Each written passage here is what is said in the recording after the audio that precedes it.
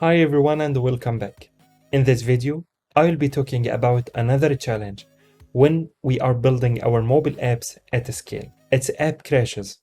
So let's get started. The app crashing is one of the most important bugs in any mobile apps, and often ones with the high business impact. Users might not complete a key flow, and they might grow frustrated and stop using the app or leaving a poor review in the app stores. Crashes are not a mobile-only concerns, they are a major focus area on the back end, where monitoring uncaught exceptions or 500 status code in common practice.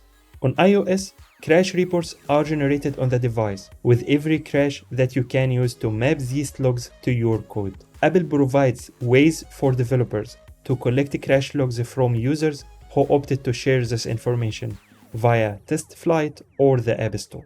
On Android, Google Play also lets developers view crash stack traces through Android Vitals in the Google Play consoles. Monitoring releases allow you to detect problems before your users spot them and keep track of how your app is working. This is vital to improving the user experience and retaining users.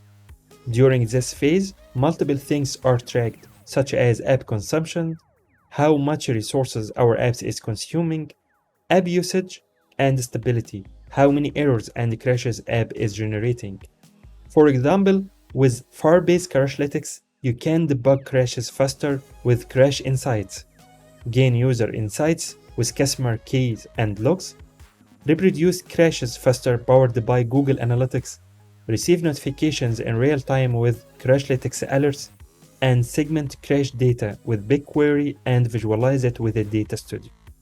And to get a readable crash reports in the Crashlytics dashboard by default, Firebase Crashlytics automatically processes your debug sample files to give you human-readable crash reports. This behavior is set when you add a run script that initializes Crashlytics to your app's build phase.